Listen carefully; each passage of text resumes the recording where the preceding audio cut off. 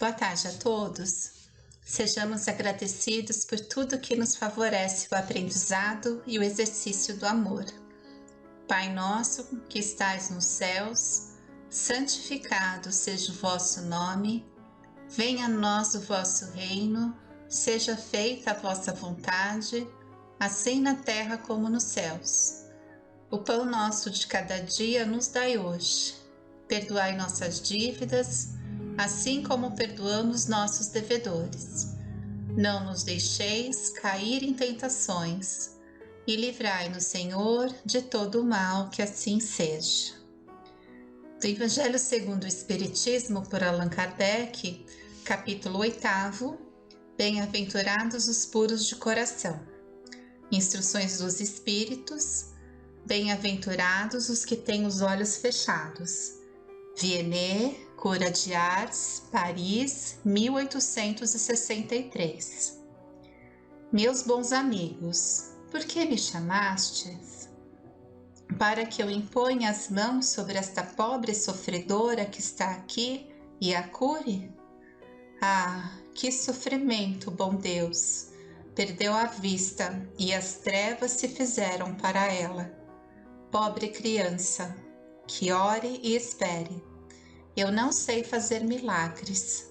Eu, sem a vontade do bom Deus. Todas as curas que obtive e que conheceis, não as atribuais senão àquele que é o Pai de todos nós.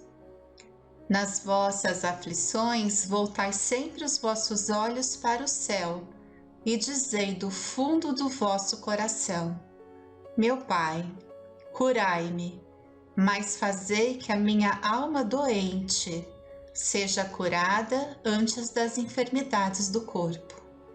Que minha carne seja castigada, se necessário, para que a minha alma se eleve para vós com a brancura que possuía quando a criastes. Após esta prece, meus bons amigos, que o bom Deus sempre ouvirá, a força e a coragem vos serão dadas, e talvez também a cura que temerosamente pedistes, como recompensa da vossa abnegação. Essa passagem é muito significativa. O Espírito Vianney, Cura de Ars, esclarece-nos a vontade de Deus, nosso Pai, em todas as coisas, atribuindo suas curas a Ele. Ele convida-nos a voltarmos os nossos olhos para os céus, pedindo que nossa alma doente seja curada antes das enfermidades do corpo. Isso é muito significativo. Sabemos que se o espírito jaz enfermo, o corpo adoece. E se a carne for castigada, se necessário, para que a alma se eleve, peçamos força e coragem a Deus. E quem sabe a cura venha como recompensa da nossa abnegação. Bom, continuemos. No capítulo anterior, André Luiz ouviu impressões de pequenos grupos que estavam em palestras. Observava que todos comentavam as derrotas sofridas na terra e os ensinamentos úteis. Com o socorro da vontade, sempre ficariam alguns minutos e pequenas oportunidades para fazer o bem. Nossos atos são muito mais contagiosos que nossas palavras. Para bem ensinar, é necessário exemplificar melhor. Na esfera carnal, o maior interesse da alma é a realização de algo útil para o bem de todos, com vistas ao infinito e à eternidade. Devemos lutar pela nossa melhoria a despeito de todo impedimento fortuito. E o bom servo deve estar preparado para o serviço do Senhor em qualquer circunstância. Então, o livro Os Mensageiros segue com a experiência de Joel. O primeiro chamado da esfera superior, Joel acorreu apressado. Sentia intuitivamente a lembrança de suas promessas em nosso lar. Tinha um coração repleto de propósitos sagrados. Trabalharia, espalharia muito longe a vibração das verdades eternas. Contudo, aos contatos com o serviço, a excitação psíquica fez rolar o mecanismo de suas recordações adormecidas, como o disco sobre uma agulha da vitrola. Aqui ele quis dizer que suas recordações surgiram vivazes e lembrou a sua penúltima existência, quando envergava a batina nos últimos períodos da Inquisição Espanhola. Foi então que abusou da lente sagrada, ou seja, de sua mediunidade de sensibilidade apurada, que lhe aguçava as percepções. A volúpia das grandes sensações fez-o olvidar dos deveres mais santos. Bafejaram-lhe claridades espirituais de elevada expressão. Desenvolveu a clarividência, mas não estava satisfeito senão com rever seus companheiros visíveis e invisíveis no setor das velhas lutas religiosas. Impunha a si mesmo a obrigação de localizar cada um deles no tempo, fazendo questão de reconstituir-lhes as fichas bibliográficas, sem cuidar do verdadeiro aproveitamento no campo do trabalho construtivo. A audição psíquica tornou-se-lhe muito clara. Entretanto, não queria ouvir os benfeitores espirituais sobre as tarefas proveitosas, e sim interpretá-los ousadamente no capítulo da sua satisfação egoística. Joel despendeu um tempo enorme engolfado em pesquisas referentes à Espanha do seu tempo e fugia aos companheiros que viam pedir atividades a bem do próximo. Exigia notícias de bispos, de autoridades políticas da época, de padres amigos que haviam errado tanto quanto ele. Não faltaram generosas advertências. Frequentemente, os colegas do grupo espiritista chamavam-lhe a atenção para os problemas sérios da casa. Eram sofredores que batiam à porta, situações que reclamavam testemunho cristão.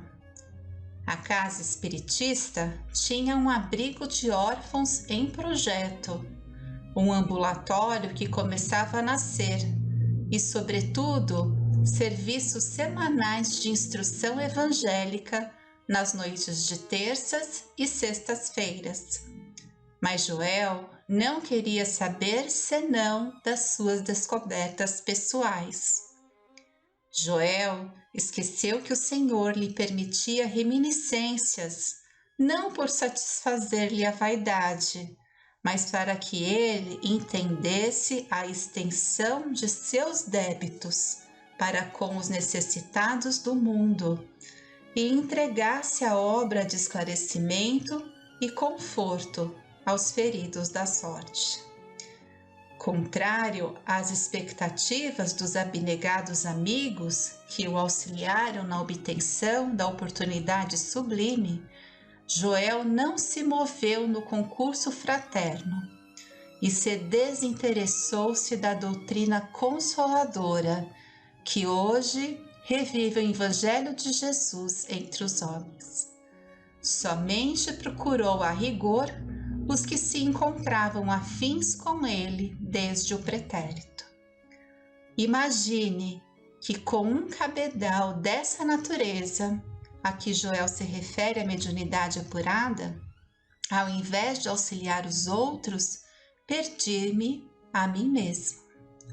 E Joel continua: Deus concede a sensibilidade apurada como espécie de lente poderosa que o proprietário, ou seja, o médium, deve usar para definir roteiros, fixar perigos e vantagens do caminho, localizar obstáculos comuns, ajudando ao próximo e a si mesmo. Procedi, porém, ao inverso. Não utilizei a lente maravilhosa no Mister Justo. Deixando-me empolgar pela curiosidade doentia, apliquei-a tão somente para dilatar minhas sensações. No quadro dos meus trabalhos mediúnicos estava a recordação de existências pregressas, como expressão indispensável ao serviço de esclarecimento coletivo e benéfico aos semelhantes, que me fora concedido realizar. Mas existe uma ciência de recordar que não respeitei como devia. Joel passou a existência de surpresa em surpresa, de sensação em sensação, transformando a lembrança em viciação da personalidade. Perdeu a oportunidade bendita da redenção e, com o seu erro, a mente desequilibrou-se e as perturbações psíquicas constituem para Joel doloroso martírio. Joel atravessou as regiões inferiores com dificuldades extremas. Após demorar-se por lá muito tempo, voltando ao Ministério do Auxílio, perseguido de alucinações estranhas relativamente ao pretérito. E de volta a nosso lar, submetido a tratamento magnético de longo tempo, se sente mais forte e as vertigens estão mais esparsas. Muito bem, o que acharam da experiência de Joel? Forte, não é mesmo? Um aprendizado doloroso. Quando somos chamados ao serviço mediúnico, nossa proposta deve ser o coletivo e não a curiosidade egoística. A mediunidade está para nós nos melhorarmos, aprendermos e amarmos. Reflitamos sempre em nossos passos e decisões. Se estamos coerentes com a doutrina espírita, com o Evangelho de Jesus, e sigamos em frente. Peçamos sabedoria, disciplina, coragem e tudo mais que nos favoreça cumprir o programa reencarnatório, confiantes da assistência incansável dos benfeitores amigos conosco. Sejamos agradecidos e sigamos a Jesus. Jesus nos abençoe. Até o próximo encontro.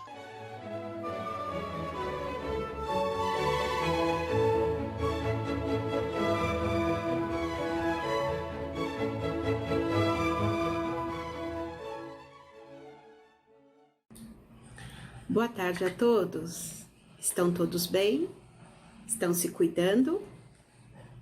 Vamos então para a segunda parte da nossa sessão, onde hoje eu trago a continuidade sobre o assunto, o passe. Nós já havíamos visto algumas perguntas do livro Diretrizes de Segurança e agora daremos continuidade. Então, a questão 107. A água fluidificada tem valor terapêutico? Quem responde essa questão é o Divaldo. A magnetização da água é uma providência tão antiga quanto a própria cultura humana. A chamada hidroterapia, que é o uso da água para fins terapêuticos, era conhecida dos povos mais esclarecidos. Sendo considerada uma substância simples, acredita-se que a água facilmente recebe energias magnéticas, fluídicas e pode operar no metabolismo desajustado, o seu reequilíbrio. Então, a água fluidificada ou magnetizada tem valores terapêuticos. A água, por suas propriedades, ela consegue absorver substâncias, que faz dissolver a maior parte das substâncias também, porque ela é considerada um solvente universal. Poucas substâncias não são solúveis em água.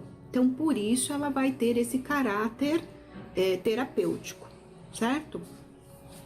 E aqui, especificamente para o nosso estudo, vamos ver um caso e algumas propriedades desta matéria.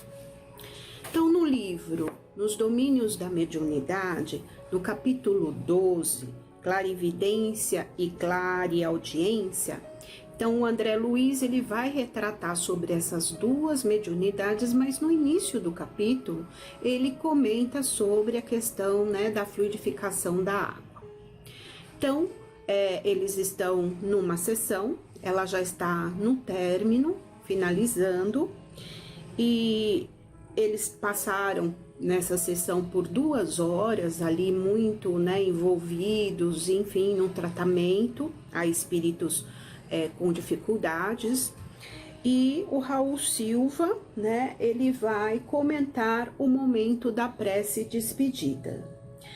Os amigos sofredores e os participantes da reunião, eles acompanham essa prece e vão receber os espíritos, né, difíceis, sofredores, vão receber ali o auxílio, e o grupo participante também, né, vai se envolver se refazendo das forças que foram utilizadas ali para o encaminhamento desses espíritos. Daí ele disserta: pequeno cântaro de vidro com água pura foi trazido à mesa. E porque Hilário perguntasse se iríamos assistir a alguma cerimônia especial, o assistente explicou afável. Então foi trazido um jarro de água, nesse caso ele coloca como sendo água pura, mas na verdade uma água potável, certo? Não necessariamente água, somente água, né? Porque seria muito difícil a gente ter esta água até para ser ingerida. Nada disso. A água potável destina-se a ser fluidificada. Então, Hilário perguntou se ia ter alguma cerimônia especial onde iria se usar aquela água. E ele disse que não, simplesmente iria fluidificá-la. O líquido simples recebera cursos magnéticos de súbito valor para o equilíbrio psicofísico dos circunstantes. Esses cursos magnéticos, na verdade, são os fluidos magnéticos para o equilíbrio, tanto dos espíritos sofredores, tanto para aqueles que se envolveram no trabalho. Com efeito, mal acabávamos de ouvir o apontamento, Clementino se abeirou do vaso e, de pensamento em prece, aos poucos se nos revelou coroado de luz. Então, ele entrou numa vibração amorosa para a prece, para, né, envolver ali aquela água. Daí a instantes, de sua destra espalmada sobre o jarro, partículas radiosas eram projetadas sobre o líquido cristalino que as absorvia de maneira total.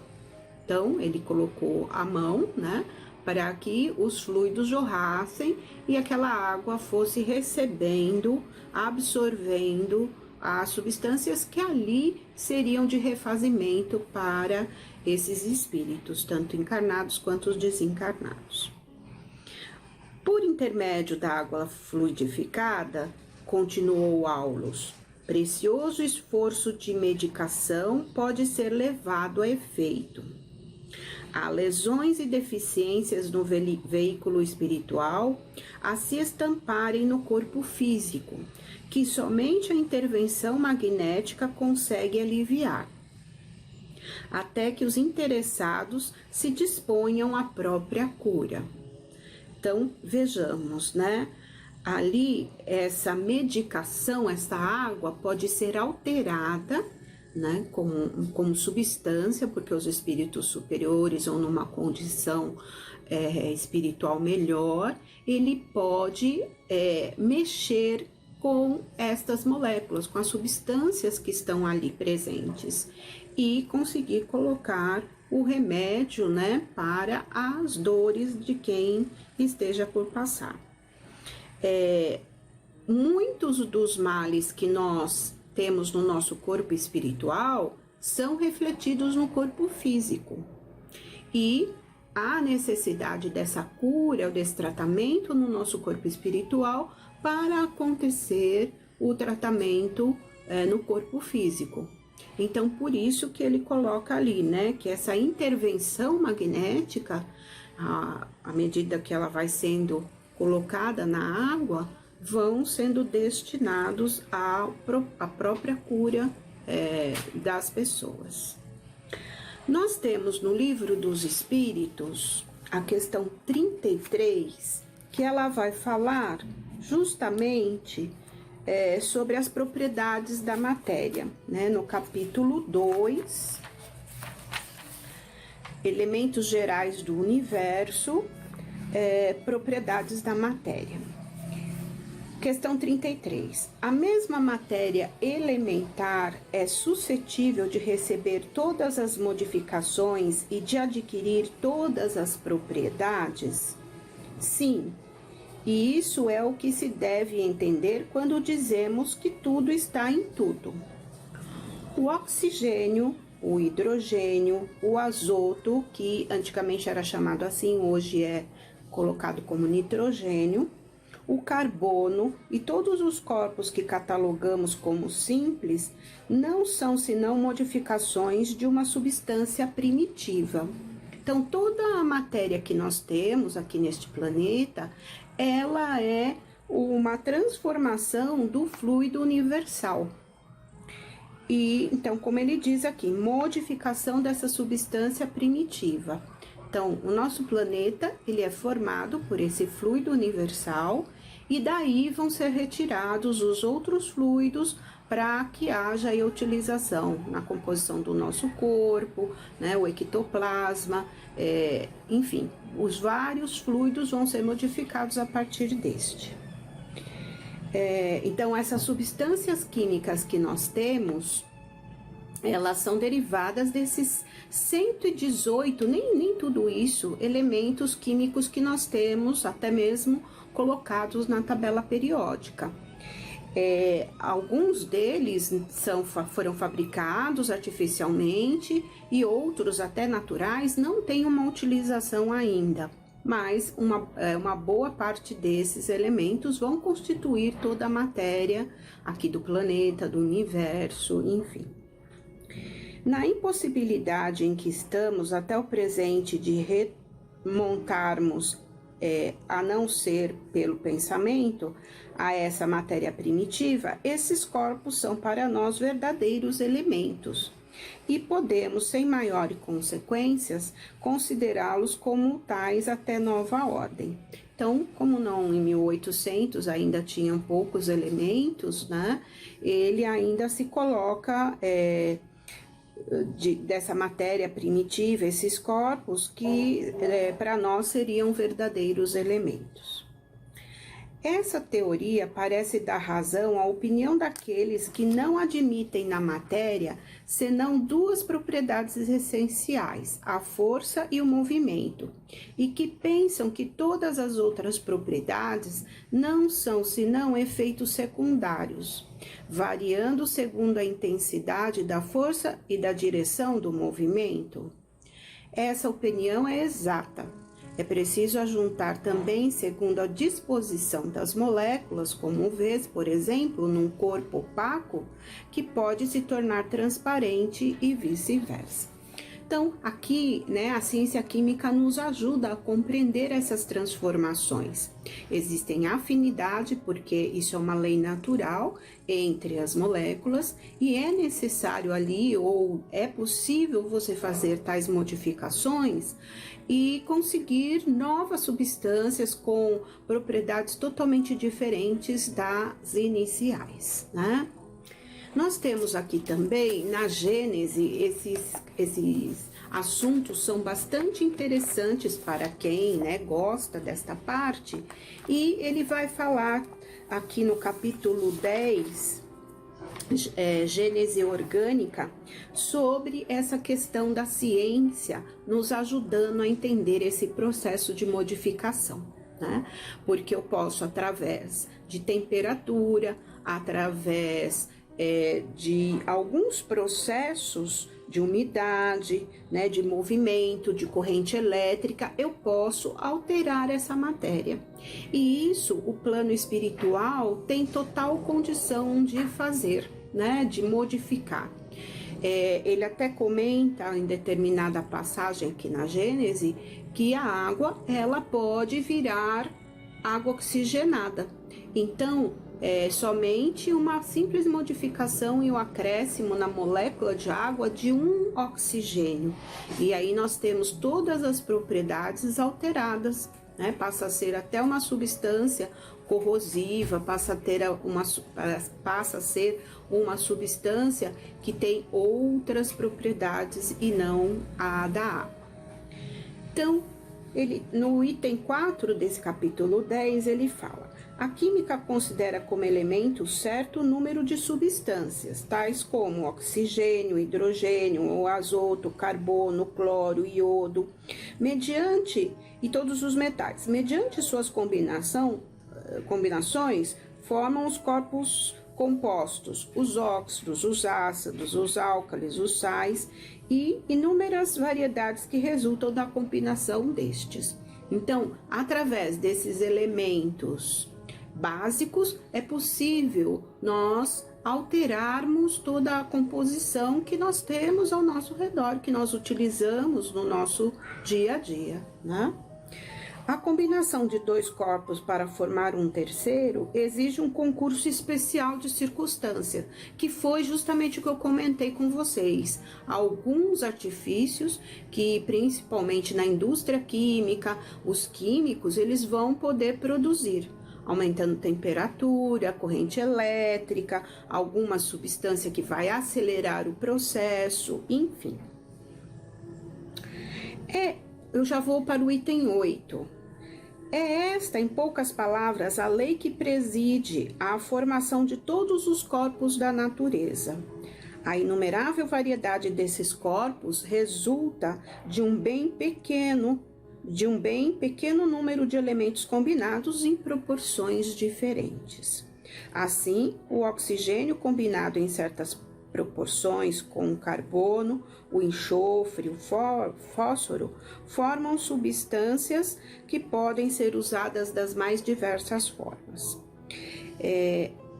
Temos ali também substâncias que podem dar lugar a substâncias altamente tóxicas, como é o caso do chumbo. Os óxidos de chumbo são extremamente venenosos. Outras substâncias combinadas, elas podem ter um caráter sozinho, explosivo muitas vezes, mas que combinados não vão ter nenhuma ação. É o caso do sal, né? O caso do cloro. Com o hidrogênio, ele vai formar o ácido clorídrico, que é um ácido extremamente corrosivo, mas com o sódio ele forma o sal de cozinha, inofensivo até determinado uso e necessário na nossa condição humana, né, orgânica, mas não tem esse caráter de corrosão, né, tanto quanto o ácido clorídrico. Todas essas combinações e milhares de outras são obtidas artificialmente, então podem estar na natureza ou podem ser obtidas artificialmente, em pequena escala nos laboratórios de química. Operam-se espontaneamente em larga escala no grande laboratório da natureza. A natureza é o centro, né, da observação da ciência. Então, ela vai estudar toda a natureza para conseguir compostos, substâncias que se assemelham ao natural. Então, esse laboratório natural, né, ele é importantíssimo. E o plano espiritual está ali, né, tomando todo cuidado para nós obtermos, né, materiais, substâncias para nossa utilização.